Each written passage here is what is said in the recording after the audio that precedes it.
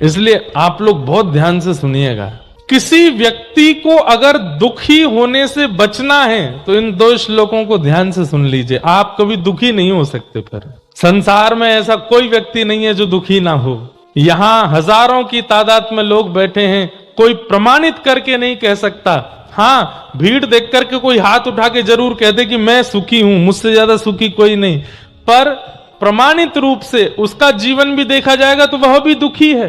दीन कहे धनवान सुखी, धनवान कहे सुख राजा को भारी, राजा कहे महाराजा सुखी, महाराजा कहे सुख इंद्र को भारी, इंद्र कहे चतुरानन को सुख, ब्रह्म कहे सुख विष्णु को भारी, तुलसीदास विचार कहे हरि भजन बिना सब जीव दुखारी।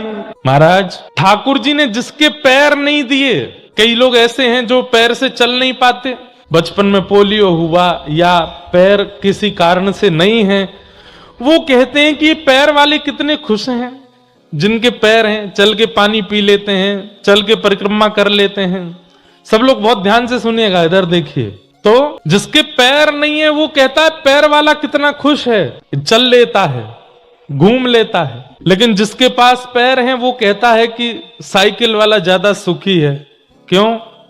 चलना नहीं पड़ता, पेडल मारता है, पहुंच जाता है। साइकिल वाला कहता है मोटरसाइकिल वाला खुश है, इसको मेहनत नहीं करनी पड़ती, बस घुमाया पहुंच गया। मोटरसाइकिल वाला कहता है गाड़ी वाला खुश है, बढ़िया गाड़ी के अंदर धूप तो नहीं लगती कम से कम। गाड़ी वाला कहता है बड़ी गाड़ी वाला खुश है।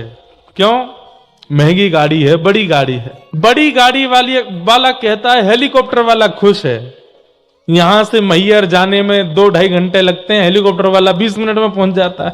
हेलीकॉप्टर वाला कहता है हवाई जहाज वाला खुश है, हवाई जहाज वाला कहता है बड़े हवाई जहाज वाला खुश है। और सबसे बड़ा हवाई जहाज वाला व्यक्ति वो कहता है कि ये व्यक्ति जिसके 2 पैर नहीं है ये सबसे ज्यादा सुखी है। क्यों? पूरे दिन घर में ही रहता है, कुछ करना तो पड़ता नहीं इसको। हर व्यक्ति को दूसरा व्यक्ति सुखी लगता है, लेकिन वास्तविकता में इस संसार में कोई सुखी नहीं है, सब दुखी हैं। दुखालयम शाश्वतम, श्रीमद् भागवत में पृथ्वी को दुखालय कहा है। यहाँ सब दुखी हैं। और अगर यहाँ कोई दुखी नहीं है तो वो एलियन है भैया, कोई और वहां से आ गया है, क्या बोलते हैं उसको, किसी और नक्षत्र ग्रह से आया है, वो इस धरती का नहीं है। लेकिन अगर सुखी है तो वो कौन है? हम राम जी के राम जी हमारे हैं, हम राम जी के राम जी हमारे। जो ऐसा गा रहा है और केवल गा नहीं रहा, बोल नहीं रहा, मान रहा है, वो सबसे सुखी है। इस संसार के दुखों से यदि निवृत्त होना है तो उसके यहां पर उदाहरण और कारण बताए गए हैं, बहुत ध्यान से सुनिएगा। देह स्थिमा सरुधिरे भीमतिम त्यजत, जाया सुता दिशु सदा ममतां विमुन्, पश्यानिशं जगदिदं क्षण भंगुनिष्ठं, वैराग्य राग रसिको भव भक्ति निष्ठः। संसार में 2 लोग सबसे ज्यादा दुखी हैं। पहला वो जिसके अंदर अहम है और दूसरा वो जिसके अंदर ममत्व है। बंधुओं, हम सत्य बोल रहे हैं, 20 मिनट बाद इधर उधर देख लेना, लेकिन 20 मिनट इधर ही देख के कथा सुनो। ये बहुत समझने योग्य विषय है और बहुत दिन बाद मन में आ रहा है, इसलिए मैं कह रहा हूं। 2 ही लोग दुखी और रहते हैं संसार में, अहमत्व जिसके अंदर है और ममत्व जिसके अंदर है। तीसरा, इन दोनों के परे व्यक्ति कोई दुखी नहीं। आप जितने लोग दुखी हैं सबका मेरे सामने नाम लेके आओ, ये इस कारण से दुखी, इसका कारण चाहे जितने भी हों, खोज करने पर 2 ही चीज निकल के आएंगी, अहमत्व और ममत्व। अहमत्व किसे कहते हैं? कि मैं कुछ हूं, ये जिसने मान लिया वो दुखी है। मैं कुछ हूं, ये जिसने स्वीकार कर लिया वो व्यक्ति दुखी है संसार में। तुम कुछ नहीं हो, तुम्हारे रहने से, तुम्हारे जाने से, तुम्हारे ना रहने से दुनिया को कोई फर्क नहीं पड़ता। तुम्हारे कुछ अच्छा करने से भी कुछ लोगों को फर्क पड़ा, बाकी दुनिया को इससे कोई फर्क नहीं पड़ता। इसलिए अहम मत करो, आप कुछ भी नहीं हो। और दूसरा दुखी व्यक्ति वो रहता है जिसके चित्त में ममत्व है। ममत्व मतलब ये मेरा है, यह भी मेरा है, वो भी मेरा है। तो ये दो ही लोग दुखी हैं, अहमत्व युक्त और ममत्व युक्त। हम सत्य बता रहे हैं, हम वक्ता हैं। आज आप 1000 की तादाद में आ जाओ, लाखों की तादाद में आ जाओ, लेकिन अहमत्व जिस दिन आ गया कि मेरा प्रभाव है, उसी दिन से मैं दुखी हो जाऊंगा ना। हम चित्त में यही भाव रखते हैं कि कल 100 लोग कथा सुनते थे, आज हजारों लोग कथा सुनते हैं। इन दोनों में कृपा है ठाकुर जी की, मेरी योग्यता नहीं है। मुझे तैयार भी रहना पड़ेगा, क्योंकि आज नहीं तो कल, नहीं तो 10 साल बाद, 10 नहीं तो 50 साल बाद एक समय ऐसा आएगा फिर से 50 लोग ही कथा सुनने वाले हैं। उस समय मुझे दुखी नहीं होना है। क्यों? अहमत्व करूंगा तो वो काल भी दुख देगा, और अहमत्व अब भी नहीं करूंगा तो कैसी भी परिस्थिति आ जाए दुखी नहीं हो सकता मैं। आप अभिमान क्यों करते हो कि आप कुछ हो? तो आज ही अपने शरीर को आज्ञा देना, हे शरीर, तुझे हमने घी खिलाया, तुझे हमने दूध पिलाया, तुझे हमने रसगुल्ला खिलाया, तुझे हमने गुलाब जामुन खिलाया, तुझे हमने प्रयाग में स्नान कराया, तुझे हमने जगन्नाथपुरी दर्शन कराया, हमने तेरे लिए इतना किया, तू हमारे लिए एक काम कर बस। शरीर बोलेगा क्या? बूढ़ा नहीं होना, चल हमारी इतनी बात मान ले, अब तू बूढ़ा नहीं होना, जहां है वहीं रुक जा, 25 पर रुक जा, 30 पर रुक जा, 35, बस इससे ऊपर नहीं जा, अब ऐसे ही रहे। शरीर मानेगा आपकी बात? तो फिर जो आपके वश में नहीं उस पर अभिमान कैसा? अभिमान उस पर किया जाता है जो आपके कंट्रोल में हो। अभिमान उस पर किया जाता है जिस पर आपका अधिकार हो। आपका खुद के शरीर पर अधिकार नहीं है तो आप इस पर अभिमान कैसे कर सकते हो? महाराज जी ने मुझे गोद में खिलाया है, मैं छोटा सा गोद में महाराज जी के में, ये मेरा सौभाग्य कि मुझे महाराज जी ने गोद में लिया। पर अब अगर महाराज जी चाहे कि लाला मेरी गोद में आ जा, नहीं आ पाऊंगा। क्यों? ये शरीर चाहता नहीं है कि हम एक स्थिरता में रहें। ये बदलता रहता है, बढ़ता रहता है, हर दिन नष्ट होता रहता है, और आप इसको रोक नहीं सकते। बड़े से बड़े योग कर लीजिए, बड़े से बड़े साधन कर लीजिए, अन्न छोड़ दीजिए, जल छोड़ दीजिए, कितनी भी सिद्धियों को प्राप्त कर लीजिए, लेकिन आपका शरीर आपके वश से फिर भी बाहर जाएगा। तो फिर इस पर अहमत्व क्यों? जिस पर मेरा अधिकार हो मैं उस पर अभिमान करूं ना, जिस पर मेरा अधिकार नहीं उस पर मुझे अभिमान क्यों? मैंने एक मोटरसाइकिल खरीदी, 50,000 1 लाख रुपए की मोटरसाइकिल खरीदी। आपने मुझसे मांगी, भैया 5-6 दिन के लिए हमको जरूरत है, हमें आप दे दो। हमने कि ले जाओ। 5-6 दिन के लिए आप मेरी बाइक लेकर के गए तो आपको अपने शरीर से भी ज्यादा ध्यान मेरी बाइक का रखना पड़ेगा। भाई मेरी नहीं है, ये किसी और की है। आप अपनी बाइक कितनी भी उड़ाओ, लेकिन मेरी मोटरसाइकिल लेके गए हो तो ब्रेकर आती धीरे चलानी पड़ेगी। भाई किसी और की है, टूट ना जाए। अरे कहां तक कहें, गिरने भी लगोगे तो प्रयास करोगे मेरा पैर टूट जाए, इसकी बाइक को कुछ नहीं हो, मेरी नहीं है, उसकी है।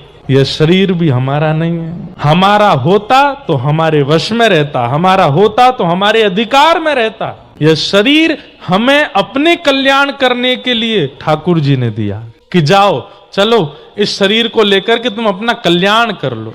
लेकिन हम इस पर अपना अधिकार मान बैठे हैं। जो मन चाहता है इसको खिला देते हैं, जहां मन चाहता है इसको ले जाते हैं, जहां मन चाहता है इसको लिटा देते हैं, जो मन करता है वो इसको पिला देते हैं। ठाकुर जी जब हमको देखते हैं तो ठाकुर जी को बड़ी पीड़ा होती है। बता, मैंने दियो अपने कल्याण करने के लिए, मैंने इसको शरीर दिया, मतलब जैसे बाइक कोई दे रहा है, और ये अपना मान के कितना अधिकार चला रहा है उसके ऊपर। ठाकुर जी को पीड़ा होती है। इसलिए इस पर बहुत अधिकार मत मानिए। खाना है, पीना है, सोना है, हंसना है, सब कुछ इस शरीर से करना है, परंतु इस बात को नहीं भूलना है कि ये शरीर कल्याण करने के लिए मिला है, ना कि इससे विषय भोग और आदि विषयों को भोगने के लिए मिला है। और सबसे बड़ी बात, अभिमान करने के लिए तो बिल्कुल नहीं मिला है। अहमता, इसका त्याग करो। और अहमत्व के त्याग का प्रारंभ होता है सम्मान की इच्छा मत रखो, तो अहम आएगा ही नहीं। मैं एक बात कहा करता हूं कि सबसे ज्यादा अपमान उसी का होता है जिसको सम्मान की बहुत इच्छा होती है। उसके आए दिन अपमान होते रहते हैं। मेरे बारे में यूं कह दिया, मुझसे यूं कह दिया, मेरे लिए ये कह दिया। हम वक्ता बन गए हैं। 1000 लोग हमारे बारे में भी कुछ भी बोलते रहते हैं, कुछ भी कहते रहते हैं, पर हमारा स्वभाव नहीं सबको प्रत्युत्तर देने का। क्यों? सम्मान की इच्छा ही नहीं है। तो कोई अपमान कितना भी कर दे, कोई बोध होगा क्या? नहीं होगा। इसलिए अहमत्व नहीं। और दूसरा, इस शरीर के ममत्व नहीं करना। कोई भी आपका नहीं है, कोई नहीं है आपका। आप दुखी क्यों हो जाते हैं? क्योंकि आप किसी को अपना मान बैठे हैं और वही अपना कुछ कर रहा है, उसकी करनी से आप दुखी होते हैं।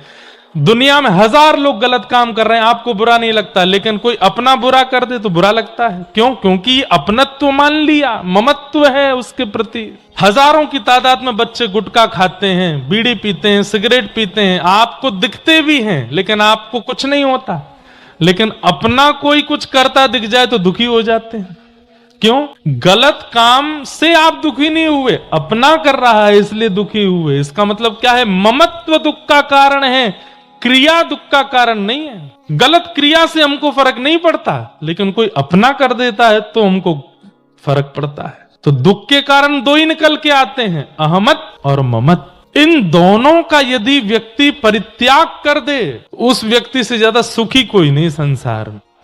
कितने नाम बताऊं मैं? अजगर ऋषि भागवत में कहते हैं, श्री दत्तात्रेय जी महाराज, दत्तात्रेय जी के प्रसंग में आता है। अब प्रसंग तो बहुत बड़ा है, पड़े रहते हैं आकाश वृत्ति पे। कोई खिला जाए तो खा लेंगे, कोई पहना जाए तो पहन लेंगे, कोई नहला जाए तो नहा लेंगे। अब इतनी ऊंची स्थिति तो हमारी नहीं बनी है, परंतु उनसे ज्यादा प्रसन्न कोई नहीं है संसार में। इसलिए प्रसन्न रहना है, सुखी रहना है तो दो बातें जीवन में ले आइए। एक तो अहमत्व, मैं नहीं मेरा नहीं, ये दो बातें जब आपके चित्त में आ गई, आपसे ज्यादा सुखी कोई नहीं, आपको कोई दुखी नहीं कर सकता। आप कहेंगे महाराज जी चलिए मैं नहीं मेरा नहीं, ये दोनों स्थिति मैंने बना ली, इसके बाद क्या करूं?